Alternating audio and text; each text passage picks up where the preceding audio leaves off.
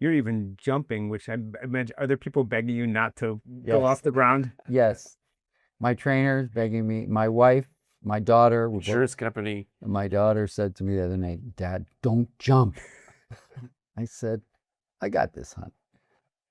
Yes, I got it. I got it here, or I got it there.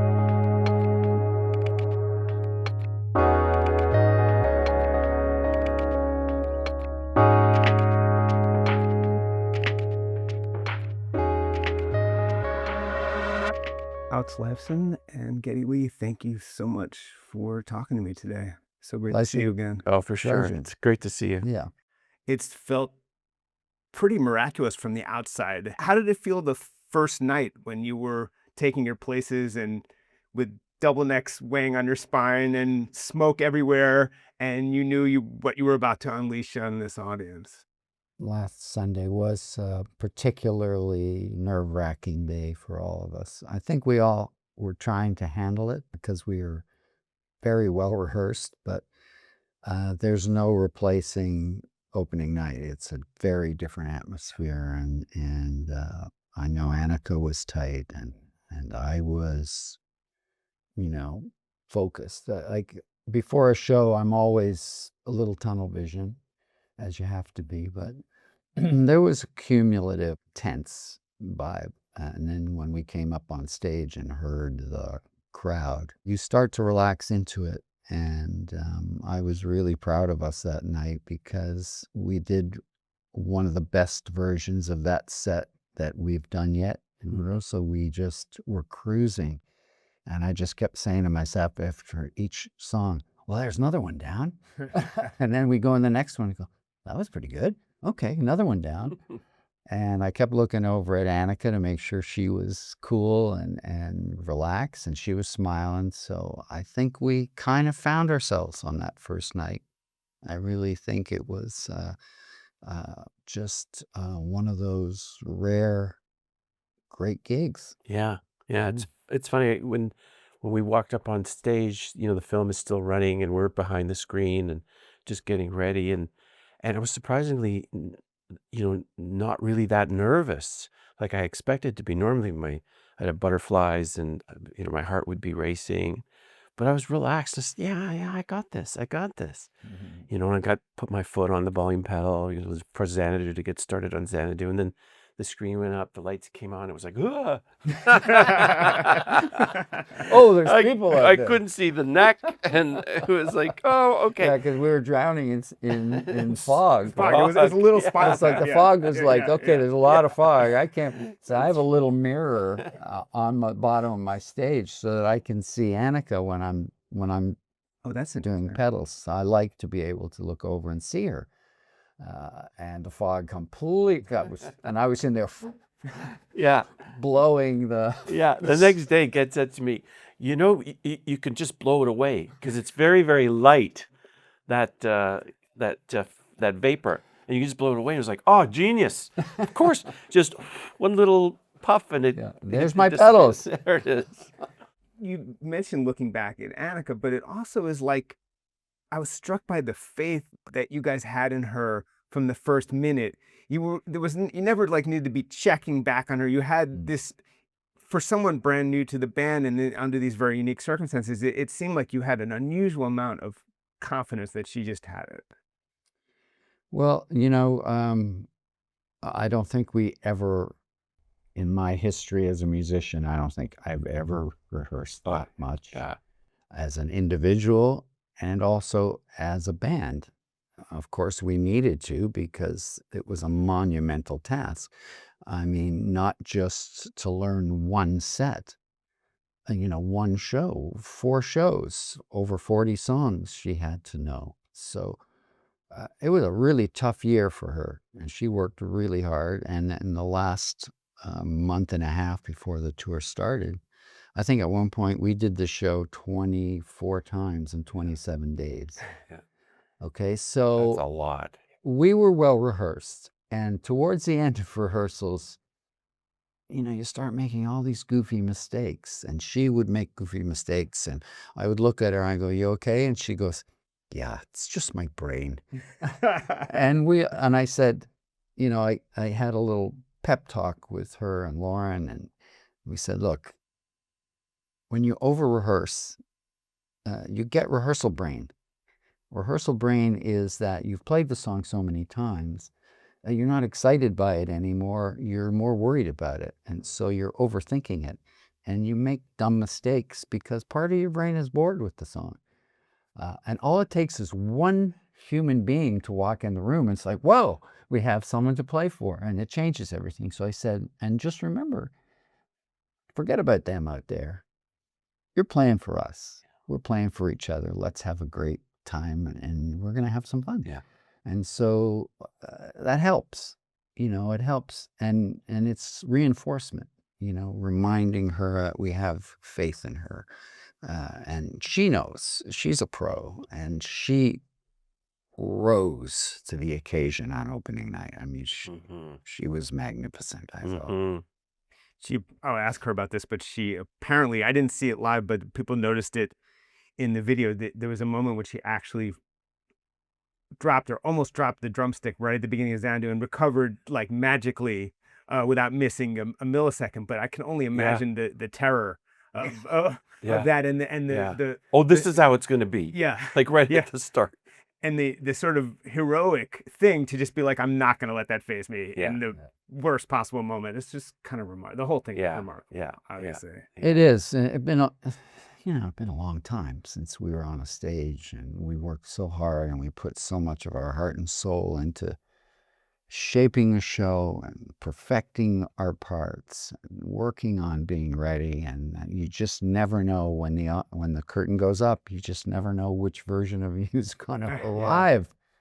And when it all goes well, as it did, and the crowd was so loving, it was great. Yeah. It just felt great at the end of the night. And, in between set 1 and 2, that little bit of a group hug backstage. Here we go. Let's do it again. And it was just a great night. And it just became more and more comfortable. This third and fourth night, we were goofing around and laughing and joking with her. And she's got a beautiful smile and she uses it quite easily. Yeah. She's a wonderful person, has a beautiful heart. So it's not hard to just be happy out there. It's interesting. We did loosen up by show 3 and 4. We're much looser. not steady. Goofier. Yeah. I can tell because my back was more sore after. Yeah, same here. No, it was really nice. And you start to believe that, yes, we have this. You're even jumping, which I imagine, are there people begging you not to go off the ground? Yes. My trainer's begging me. My wife, my daughter. Insurance company. My daughter said to me the other night, Dad, don't jump. I said, I got this, hon.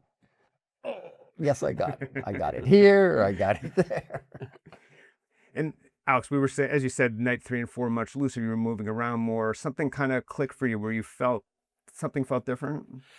Yeah, I just felt more relaxed with my playing. I felt like I didn't have to concentrate so intently all the time, that I could just be a little looser and be in the moment and just play. And there's a difference when you're too tight. You're thinking ahead of the next chord or the next phrase or what's coming up with the next song. I struggled with that a couple weeks ago, like those sort of things. And I'm trying to be much more present and in the moment and just trust my hands to do the right thing. And I find that it's flowing more easily now when I get out of the way and just let it do what it wants to do. Getting out of the way, that's the right word. Yeah. I mean, you can be your own worst enemy up there. It's a Zen state you have to find. And if you find that Zen state, then all your rehearsal starts to pay off. It just comes out and you can enjoy the moment, enjoy the audience, and feed off the beauty of the song you're playing. And that's what started to happen as the week went on. You have that song on your solo album about looking for perfect, and perfectionism is a thing, I think, for the band as a whole always, and for you personally. And I think you also said in your book that you can be a head case to work with. And so how does that perfectionism pushed against like the fact that, you know, you're doing this for the first time in so long, you're doing it with a new drummer, there's just human limits. Like, how does that perfectionism play against all that? It's a good question because you have to balance. You can't just be a tyrant and come in there and demand perfection. That's not how it works because it's a long game. I try to be strict in the sense that, okay, we're going to play this whole show. We're going to do day 1, day 2, day 3, day 4, day 1. We're going to work a lot. But, you know, you also have to recognize, like, I remember there was after the first 2 shows we did, and I could see the stress was weighing down on Annika, and we were all tired. And so I went up to her and I started talking and said, well, how about instead of doing the show tomorrow night, why don't we just pick certain songs that need more work than others? Because, you know, you have songs you repeat and then songs you only play once every 4 days. So she just went, oh, that would be so great. And so it's not being so up your own ass that you can't tell when people need a break of some kind, you know. And because of the way we structured our rehearsals, we really didn't leave enough time for rehearsals. So we had to do these really intense day after day after day. But we started to build in those days where they know both Lauren and Annika know she could come in and she doesn't have to perform that set. We can work on that song. How did that feel? And I always check in with her. How did that feel? Do you need it again? And she would go, yeah, I need it again. So we would do it again. And sometimes 3 or 4 times. For me, sometimes I need to do it multiple times. Sure. Al. And so, you know, so you have to create the atmosphere where they're part of the decision making and you're read the room, you know. Don't just be Mr. Bossy Pants as I can and naturally become.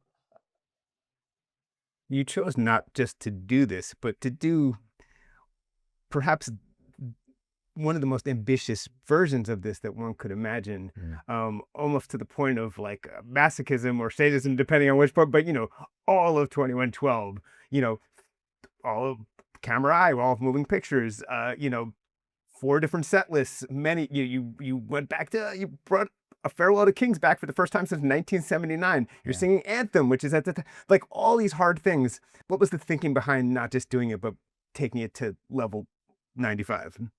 The fans. Yeah. Yeah, I think we wanted to be better than we've ever been, not just be as good as we were, and challenge ourselves with songs that we haven't played in a long time. Like all of them were challenging after 11 years anyways. But to bring back A Farewell to Kings, that took a lot of work. That was the hardest one. Probably the hardest song of all. That was the hardest one because it's a really mental song. I mean, it's just a weird, Structurally, yeah. it's a weird song. Break down I know it's stuff with the time signatures. It's but what is the actual essence of the difficulty? Well, each part is difficult to play in and of itself. Yeah. And then when you add them, like even the beginning, it sounds like a walk in the park or the minstrel, but it's not. It's each song is structured in a very difficult way to play smoothly and convincingly. Yeah. And then you go into the intro. Well, the intro, it keeps changing. The intro and the outro are beats are added, beats are dropped, and you have to remember the order that those happen in. Then you get into the opening riff. That's a tricky riff for a guitar player to play. Yeah, I really struggled with it. You know, I've played classical for a long time, but I really struggled with it. You know, my hands are not operating like they once did, and I work really hard to get them to that level, and it's been pretty successful so far, I think. Yeah, that's really But successful. to play that, like Ed said, to play that in a very smooth, delicate way, and that's the way it is on record, while you still have another guitar draped on your sore neck, you know, it takes a lot of gymnastics to, you know, get it all done. And even the electric part, when the electric part comes in, it kicks off the verse. That's not it's not just a straightforward arpeggio. And then you kick off the verse, and I have to sing in this fucking stratosphere. And I have to build my confidence to sing in the stratosphere and know that I can hit those on a nightly basis. So there's a lot of insecurity Yeah. that comes with bringing back a song from that long ago. Then the solo section switches to 7/8 for that whole thing. So, you gotta Or one know bar of where 8. you're going, or one, One yeah, bar or of one 8, bar one of bar 8. of 6. So now you have to be so cognizant of where you are in it. And for the solo is a very spaced out solo. It's not just a constant playing. Yeah. It goes in on a particular spot, comes out on a particular spot in every section of the solo. So that has to be smooth, and it's just a really, really challenging It's a song. challenging song, and now you know in detail why it's Yeah. such a challenging song. But And by the way, this isn't just, you didn't get on stage and just play a Farewell to Kings and say good night. This was after, this is Yeah. towards the end of a show that had also featured all of 2112 again. Like it's when you compound all that, it's just, it's a tough show. Yeah. Each night has its own difficulties, but we're all professionals, and and that's why you do all the work. My day and my off days are not fun. I sleep late because now I'm on a late schedule. I have to see my physio person. I have to do a good workout physically. I have half an hour to catch my baseball scores, and then I have to work out with my vocal coach. And that's going to happen for the whole tour. And that's how you remain a professional, and you don't let people down. When they paid good money to come see you play, you have to give them the best you got. And like Alex said earlier, coming back at this age, your fear is that you can't do it anymore, and you're going to be a compromised version of yourself. And I don't want that. Yeah. That's why Neil retired. Yeah. He retired because he refused to show anything but his very best in public. And so that's on your mind, and that's driving you. And that's why according to my daughter, I didn't smile for a year and a half before appearing on stage. Wow. My daughter came up to me and she was so happy. She said, "You look so happy up there. Yeah. I haven't seen you smile like that in a year and a half."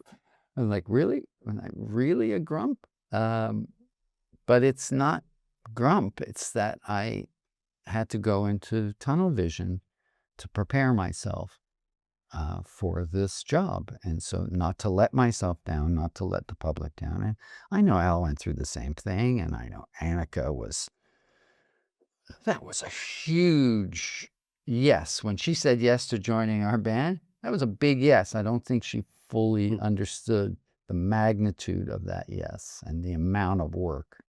And so all of us, Lauren included, worked as hard as we could, took it very seriously, and touch wood, we had a good first week. I think it probably over-condenses the intensity of what happened when we say, oh, you saw a vocal coach. Like, you've done something that I have not seen a lot of rock singers do, which is if there's an arc, a lot of people are steady. Some people, it's just, they lose they lose some top notes and they learn to compensate. But you went back up. You reversed what was lost. I just have not seen anyone do that, and I'm sort of wondering what that took. It's just really, it's part of the miracle of this tour. It was important to me to do as many original versions for our audience as we could, and I didn't want to have to start changing keys to every song and go into that whole bullshit. So how do I do that? Well, a friend of ours, recommended this vocal coach for me. His name is Mitch Seekins, and a terrific guy. He's a great singer, lives in the country now, and that's his job. He coaches all kinds of people. It's really interesting. He coaches opera people. He coaches a lot of rock bands. He coaches one guy who does the play-by-play announcement at a horse race track, So all kinds of people need vocal training, for various. He coaches people that are just, for one reason or another, have started to lose their voice. And so he's very well versed in analyzing what you got. So I started with him, about a year and a half ago now? Yeah. And the first few sessions, he was listening to what I had. And we said, okay, well, you've got a voice that the muscles are out of shape. So you haven't sung in 11 years. That's normal. So after the first number of sessions, he said, well, the good news is you still have that range in there, but we've got to strengthen your voice so you can access it. So that became the beginning of this whole exercise regime. It's no different than going to the gym and getting strong. I go to the gym 4 days a week, get my body strong. Well, you have to get this muscle strong, and that's what I've worked on. And as we went along, he's very good at getting me to stretch my range and also give me confidence in my range. Part of it is learning new techniques to access your range so that you're not working so hard to do it. He would look at videos. Sometimes he'd come to a rehearsal and he would video me. I'd go, wow, that's embarrassing. And he would show me the video and say, look how hard you're working to hit that note. But yet when we're warming up, you hit that note and you're not working hard at all.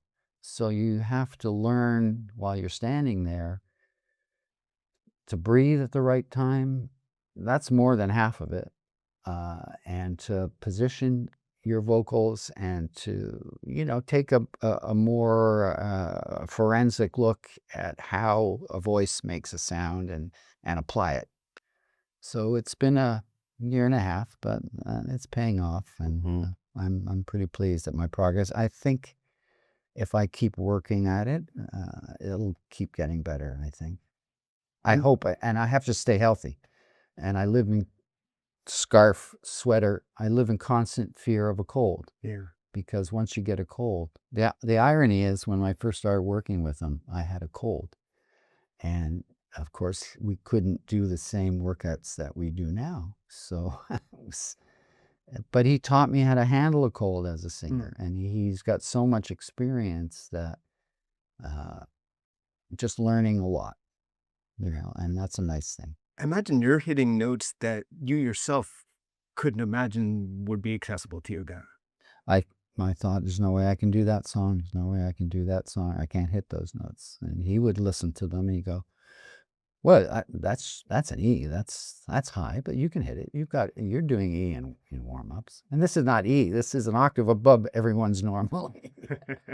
And, I've stretched you out to F sharp. I've stretched you out to G. This is above high C, basically. Yeah, right? yeah. Yeah. I remember I did one workout with you in a car. Yeah, on the way to hell. And because he works out with Mitch as well. And you said, well, I have to stop now because now I don't have this octave. He doesn't work me out in this octave. And so it all fit together. You're like, well, if I can sing this, if I can hit these notes again, maybe we can do like a Farewell to Kings that we haven't done. Yeah. Exactly. So I was nervous to try some of those songs. And then he would encourage me and I would do them. And I would struggle at first. And then I'd listen to him with him and he'd go, no, you can do this. Try this. Breathe here. Remember when you're singing the choruses of Farewell to Kings. Make it bounce. Cities full of hate. And that helps. All those little tricks, they're not tricks, they're exercises, help you realize, look, I got this. The funny thing is of course, back in the day, you were doing this without any thought and without any schooling and with more youthful verve, right? He said, when I listen to your early records, I can't believe the way you're hitting those notes without even thinking about it. Because it's a combination, it's what they call blending, where you're blending chest voice and head voice, right? And I did that instinctively my whole life. And at a certain point, I didn't really work on the techniques to keep those high songs. So we just started dropping some of those super high songs. And so that was a challenge for me to bring them back. And I think Anthem, you keep one is like in D instead of E or something. Anthem's down a step, and 2112 is down a step. Yeah. Everything else is in original key. Got to draw the line somewhere. Well, frankly, Anthem sounds much heavier down a step. You know? Sometimes you drop a step to make the song feel more powerful.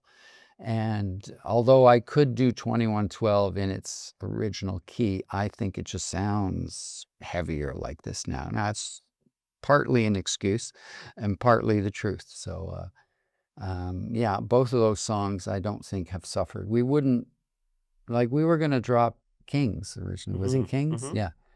And then we went, nah, it just sounds better in its original key, so we have to keep it in original key. So we went through the whole catalog like that, judging if the keys were fine, and especially with Free Will. There was no way I would do that song unless I could hit that third verse, which is really the highest verse that I sing all night. Yeah, it's pretty high. that's, The cats are meowing. I mean, you can feel the audience being thrilled that you're there. They're rooting for me. They want you in that octave. I love them for that, honestly. In one of Neil's books, he talks about, I think it was a tour in the 90s, it might have been the tour that became the Different Stages live album, that you were pushing for more songs, and he was like, that's it, like no more songs.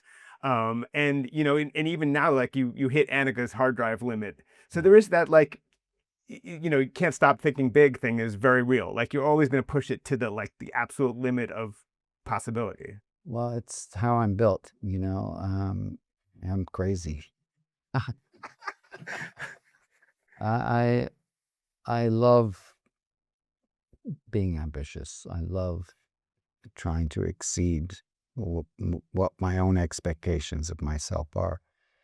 And this was a big show to put together, but I didn't want to half-ass it. I didn't want to come back as a compromised version of what we had already established. What's the point of that?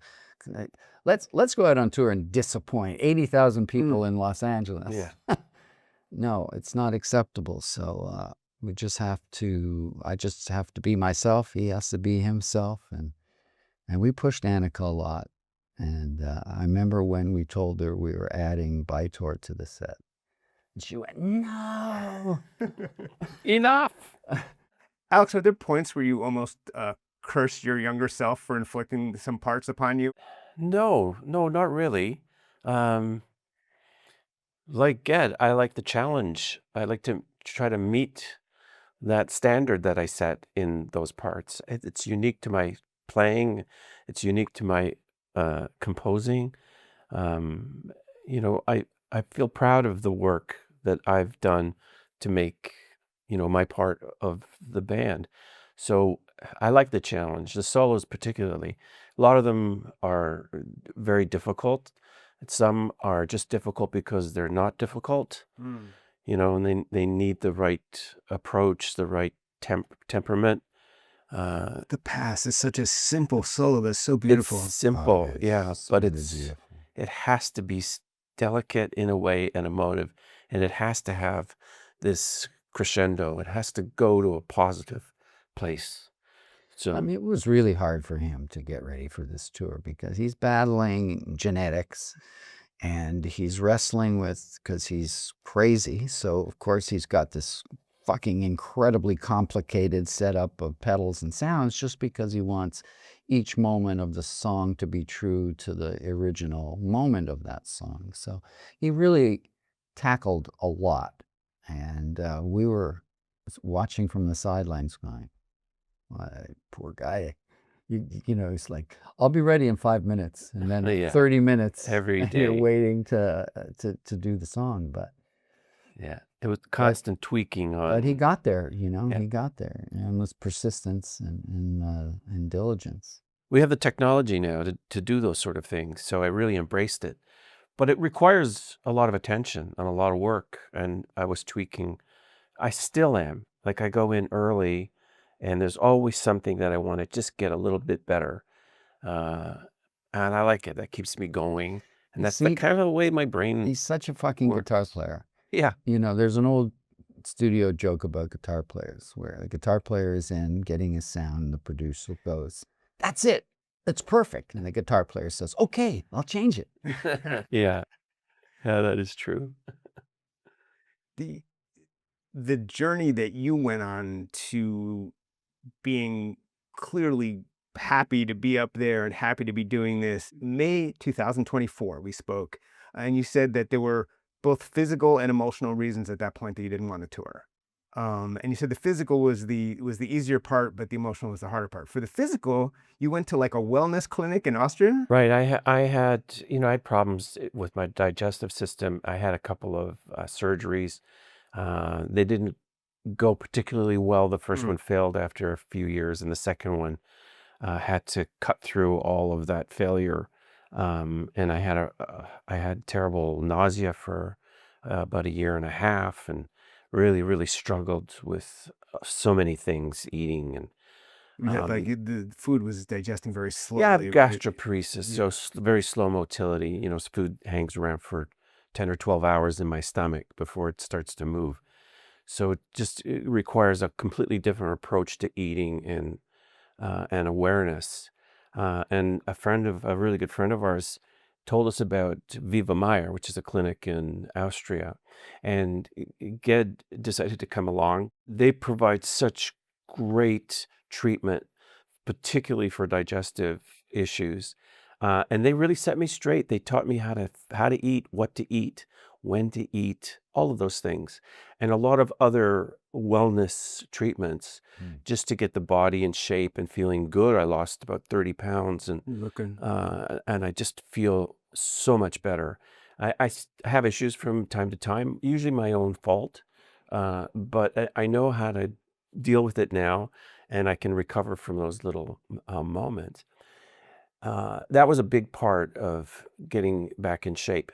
I have arthritis. I've had arthritis for a long time.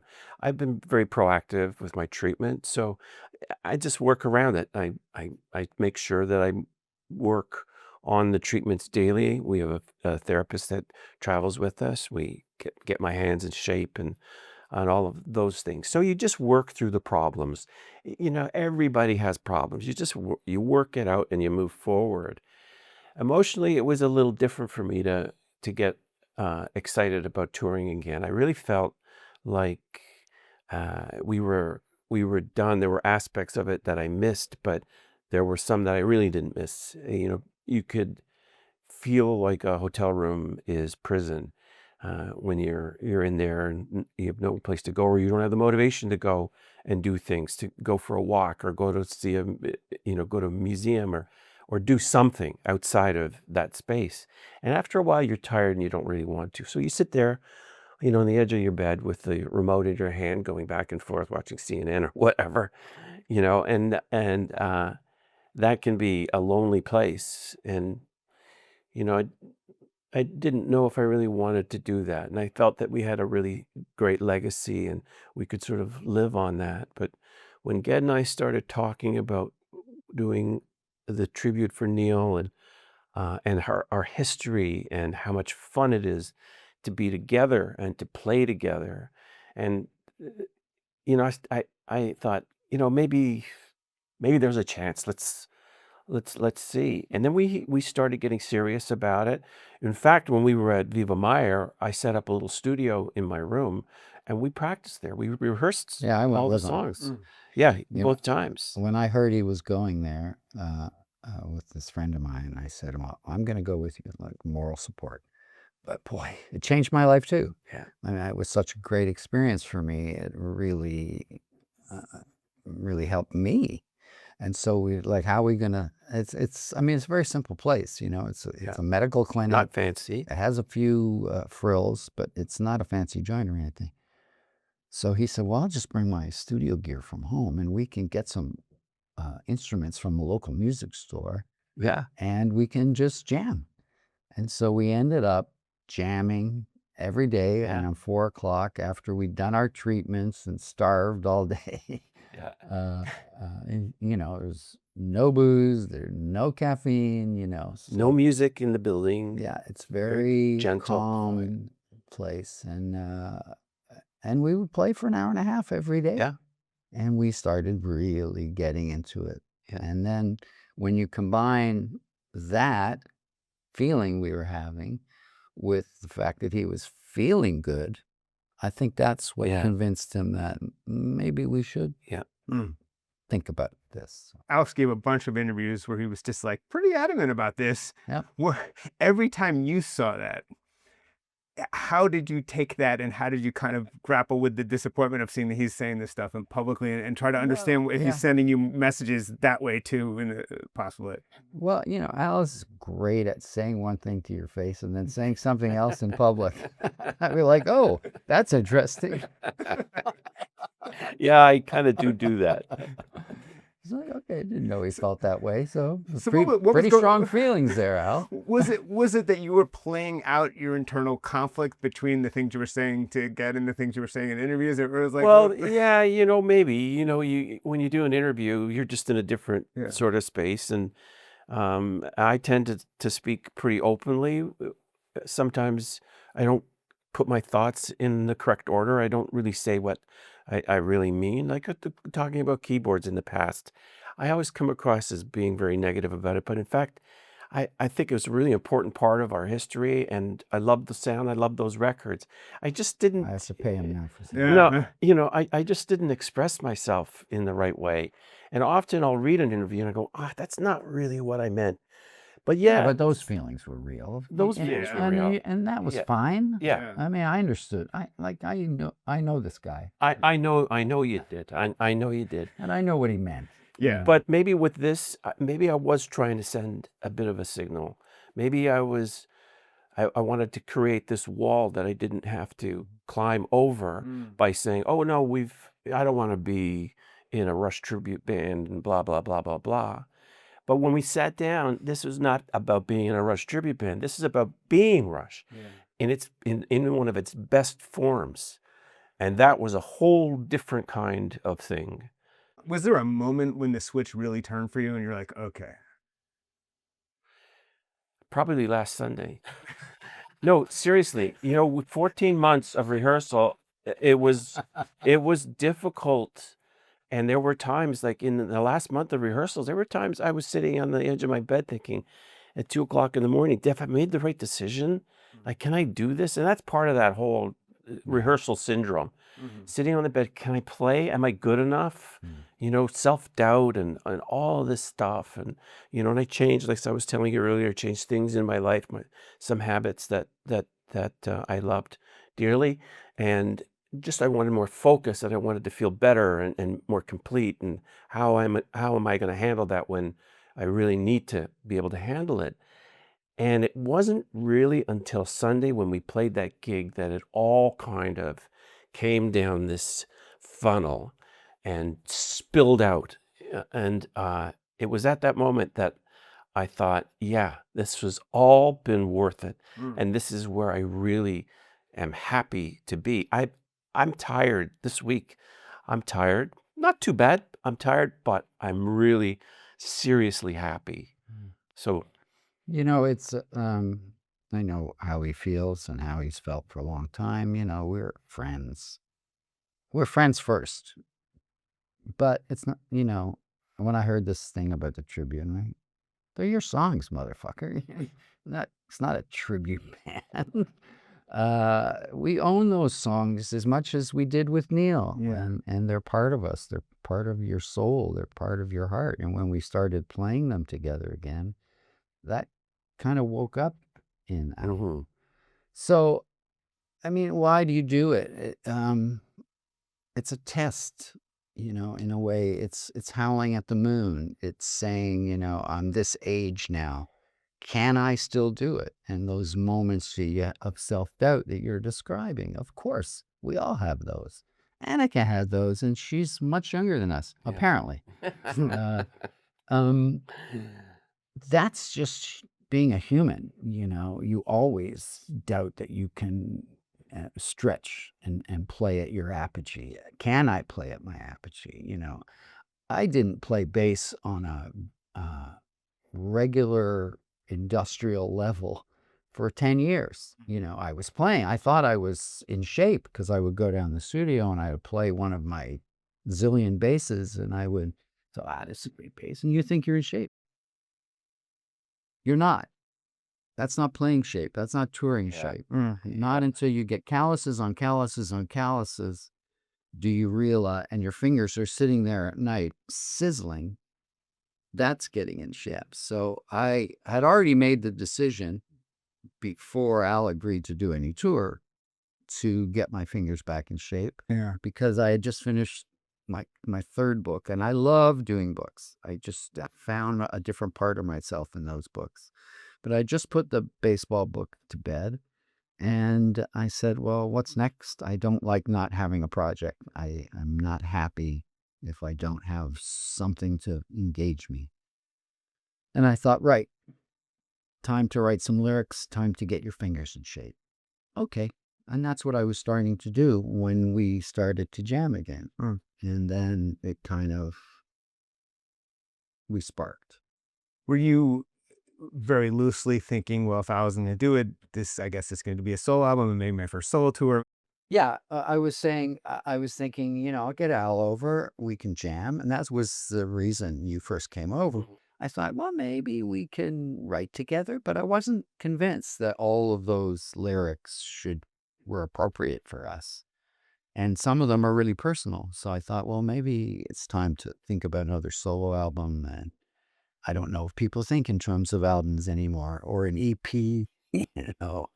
I didn't really understand where the music business had gone and what that was all about. But before I got to that point, we sparked on what we're doing, and we ended up on this road. So If you're comfortable, I feel like it might be worth talking about that change in habits you mentioned. Oh, Yeah, I mean, because it's a big life change. oh, sure. Yeah. So I was a pot smoker. I really enjoyed smoking pot. I started smoking pot when I was a young teenager for the first time, and gone through periods where I didn't. But um, certainly for the last, I don't know how many, 20 years or so, I've been a pretty regular pot smoker. Uh, and I wouldn't say chronic smoker, continuously all day, but most days I would, usually to go to bed or I'd have a puff and I'd play almost always for an hour before I went to bed, and it was really fun in the studio. I enjoyed it because I found it did spark some creativity that was different from the straight world, but I never felt like the execution was as good as when I didn't smoke pot. So, and it didn't really matter because some of the projects that I was working on, like the Envy of None stuff, was a very different feel to it, and I could get away. It wasn't kind of a rock thing, and uh, so it was all fine and good until one night I would typically, go to the bathroom before going to bed, and I would smoke, have a joint or something, and I'd get my iPad out and look at it, and then I would go in the room and into the bedroom, and I would play for a bit before going to bed. And I found that when I was playing, I wasn't playing that well. I mean, I would play every night, but I didn't feel like I was playing that well. And I thought maybe being high was interfering with that. And then I started having these negative feelings. Like I never felt paranoid, and I was lucky. I never really had the munchies and all of that, those classic kind of pot things. But I did start to have kind of negative feelings about my confidence and about what was ahead of us, and that we were just like halfway through the process. And, it's too late to jump off this ship that's, screaming across the sea. Uh, and I thought, this is interfering with the way my brain should be working and the kind of focus and discipline that I always, all of a sudden really wanted to have in my life. I was carefree and easygoing and, get high, no big deal. But I thought, okay, I'm going to go for a week. And I got up the next morning and I went to the bathroom and I took all my little jars of pot and the pipes. I threw in a garbage bag. And then I went in the kitchen, and in that drawer, I took all my pipes and threw it in the pot again. Then I went in the studio and I took all the beautiful grape pot. I kept one. I looked at one container of these pre-rolls. And I thought, oh, I really like these. Maybe I'll just hang on to these. And it was like, Al, this is not the idea. So I tossed that in, and You know, so I went to every little place I had stashes, and it was a garbage bag like this, full of pipes and bongs and pot. I mean, all my friends said, "Why did you throw it out? You could have called me. I would have been happy to take it." But I threw it out, and I don't have anything against it, but I haven't had the desire to get high once. And I thought the first week, I'll just try it for a week, see how that goes. And then it was 2 weeks, and I thought, okay, a month. You know, THC stays in your system typically for a month, 30 days. So I got to the month. I thought, oh my God, maybe I'll just try it for 2 years now, for the whole tour. I won't smoke. And the other day I was staying on stage thinking, thank God I'm not smoking pot anymore, because I'm so much clearer. Mm. You know, I don't procrastinate like I used to. My memory is so much better. It's all the stuff that they tell you about cannabis, but I never believed it. So that's thing. You know, I started really drinking a lot less. Not that I was really a heavy drinker or anything, but Yeah, at but you were already not drinking. at Viva That's- Meyer, you know, It's really not good for him. it's not. Right. It's Yeah. But you know, all these wines we used to drink together, he can't really drink Yeah. anymore. It's Yeah. too acidic for him. Yeah. I every once in a while, like last night, I had a little bit, and but I do feel much better when I don't. And with Viva Mayer was no drinking, so I came home and it was easy to not drink anymore. Um, so I'm gonna, you know, try to keep all those sort of good habits, because I just want to be healthy, and I be strong, and I want to be mind healthy and strong as well. So it's all part of this commitment It's a big to what we're priority doing. to play well, play as well as we can every night. You know, when you're at this age, uh, you know, people expect you to be a lesser version of yourself, and that's just not acceptable. There's the tempo thing as well. But I noticed that Tom Sawyer is at exactly 87 BPM, which is the precise studio tempo. Yeah, I tapped it out to make sure she's not doing a click at the beginning of songs to do that. She has her own way Okay. of, you know, I think she hits a little thing and she hears it. Yeah. And then it sets a tempo in her mind and goes for it. But, you know, music is emotional, and it's given to the evening. Some evenings, the song will be a little slower, some evenings a little faster, depending on how you feel. And it's also about perceptibility. Sometimes I think we're playing something too slow, and those guys feel like we're right in the pocket. Mm. So that's subjective. Hmm. So I'm glad to hear that it's that tempo, and there's a lot of songs like her tempo on opening night was fucking dead on. I mean, dead on. And we've had so many conversations about tempo during rehearsals. After we would do a little debrief after rehearsal, and we talk about this song, we talk about that song, what parts are giving her problems, what parts need more rehearsal, and the tempo. How do we feel? And we talk about it as a group if we can, because of the subjective nature of the field. So I'm glad to hear that.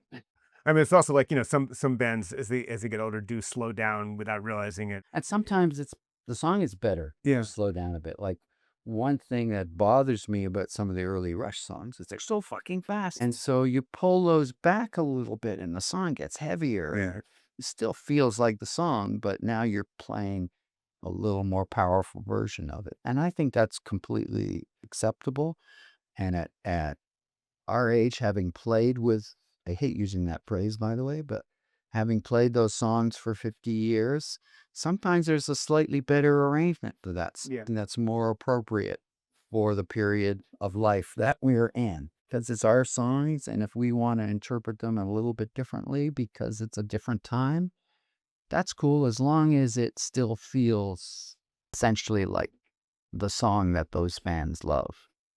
What kind of conversations did you have between the two of you before you reached out to Annika about her, about the idea of her, about what to do about this massive issue of a drummer and what would be appropriate? And like, how did that work out between the two of you before you decided, like, let's make this one call?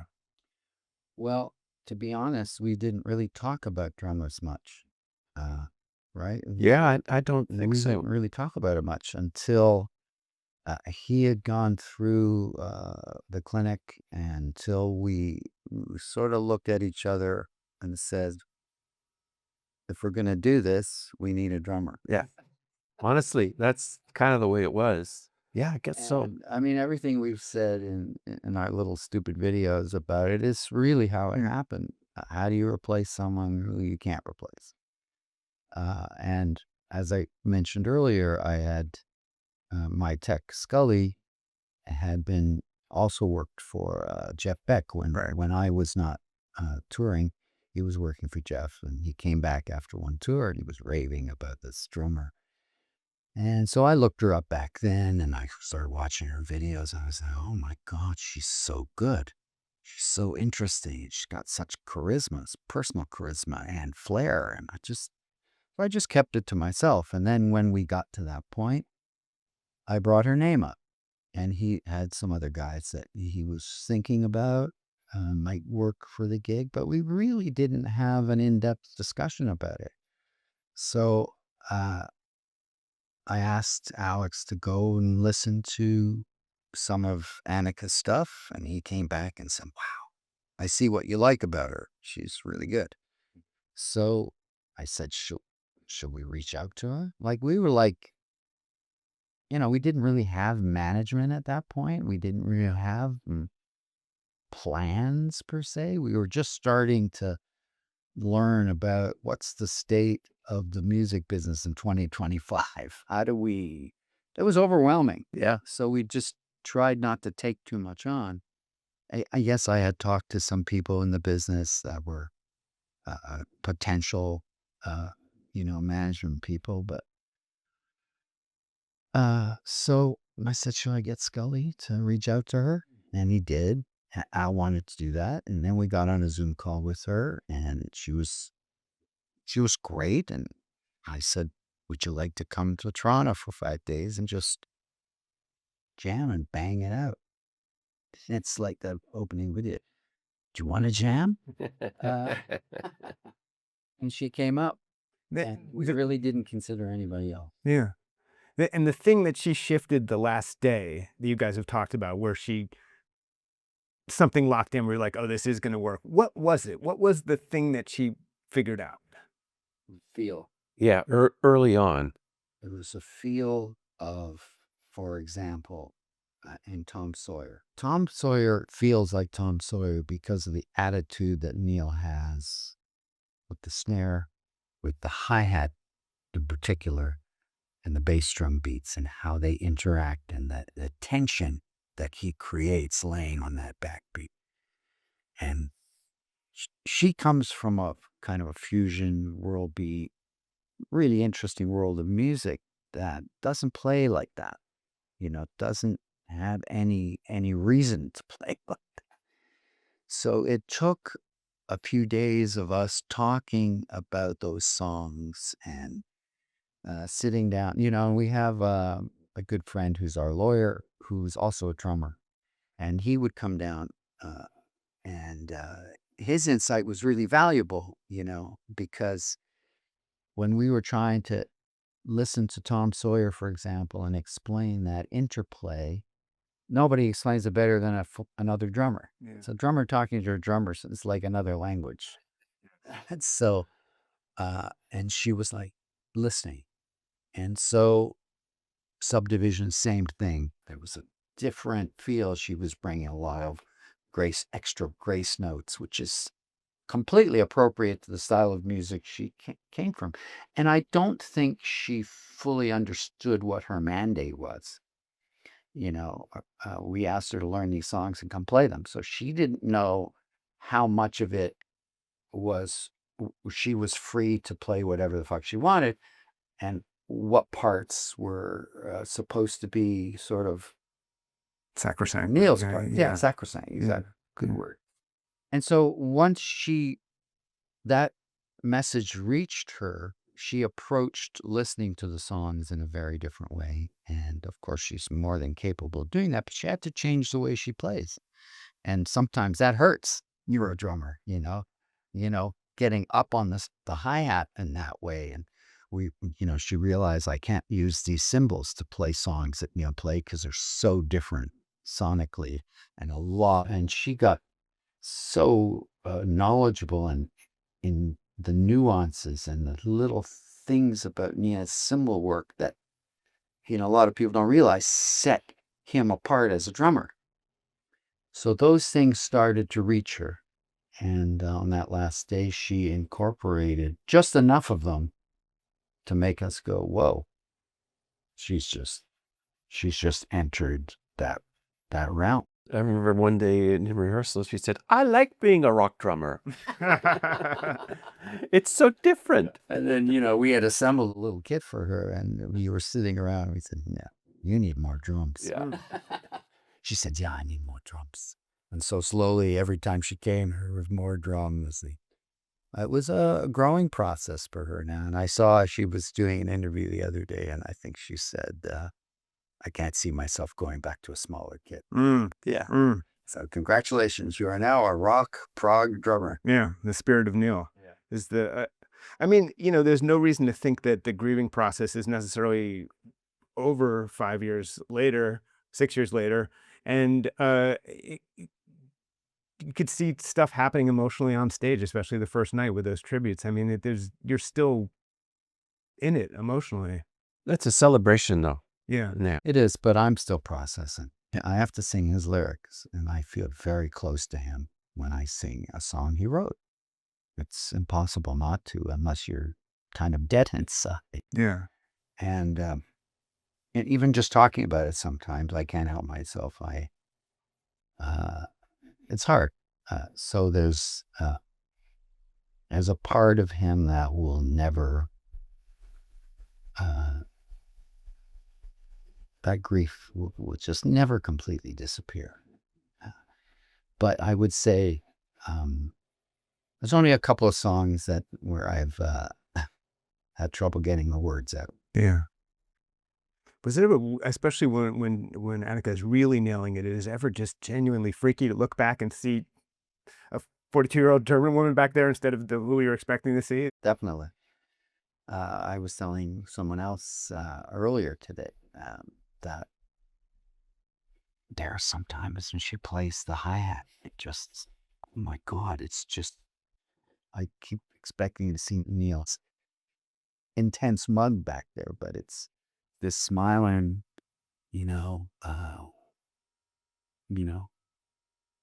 blessing in a way. Yeah. So there are moments where I'm just so proud of her. Yeah. Because in order to do this gig, let's be frank, you have to compromise a bit of yourself because you're trying to be true to another drummer's parts. And I talked to her about it, and she said, I love learning his parts because they're so interesting, the way he constructed fills and rhythms, and she knows that she will always have that inspiration going forward into whatever other gigs she does after this gig. She's gotten trained in the Neil Peart School of drum fill writing and rhythm writing. So that's a really positive outlook. That's a really positive way to interpret this experience.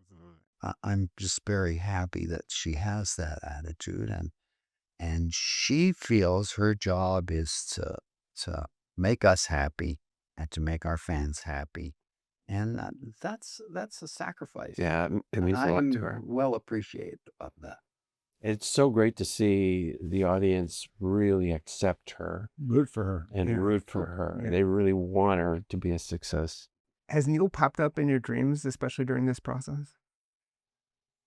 And he's in my waking dreams. He's not in my sleeping dreams. But I had an incident with a bird the other day. I did hear about this. Yeah, tell that story. Monday morning after the first gig, I walked into the living room part of where I'm staying, and there was a little bird on the ground looking at me. And he was the same shape and size of the bird on that poster that we have. And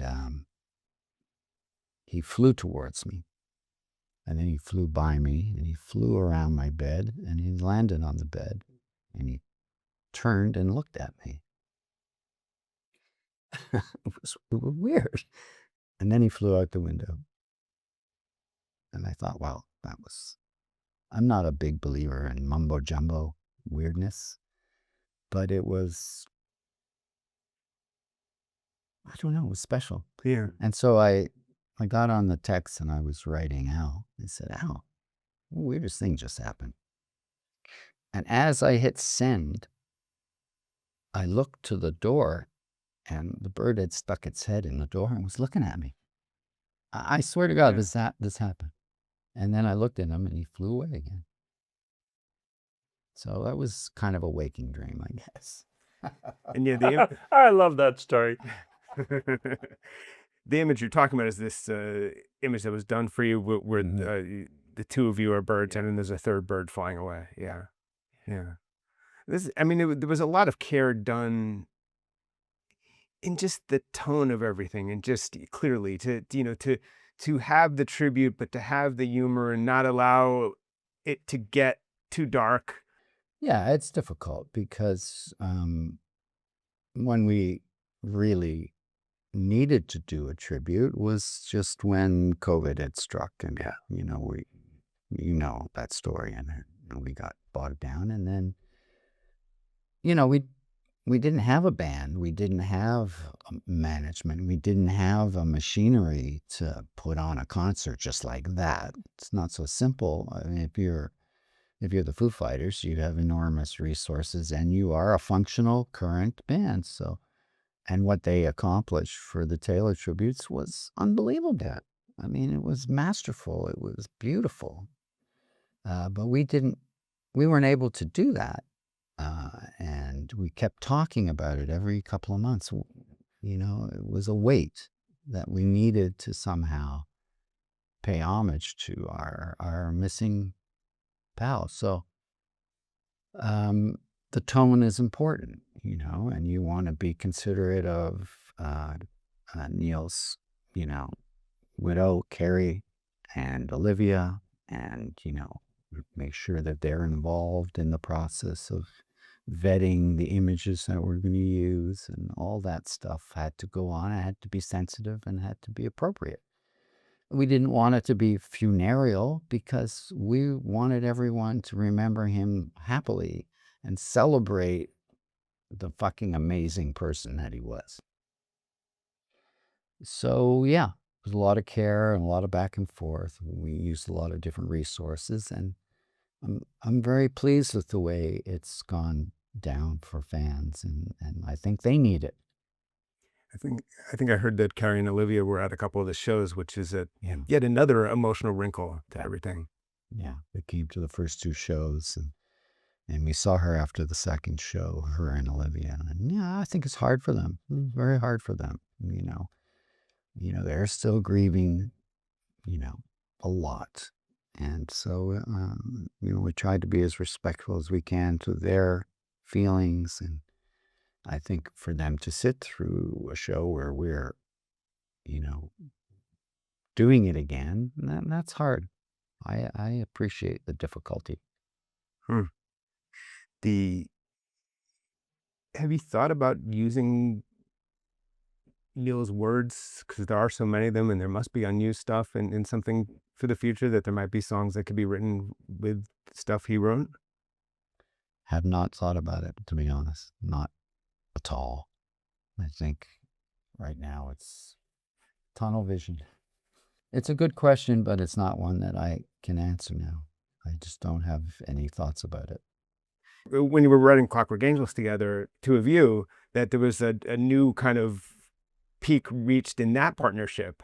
And, it's unfortunate that we haven't had more music since then. And one of the, there's all sorts of tragedies and things cut short. But I imagine that must be, knowing that you had reached that point, must push you to think that there's more music to be written. When we jam, there's always a spark. So, but I can't afford to get ahead of myself. Yeah. And when we put this band together, it was for the purpose of this tour. Yeah. And after this tour, we can, I guess, talk and reassess and see see what we have and what we want to do. I can't really give you a better answer than that. Yeah.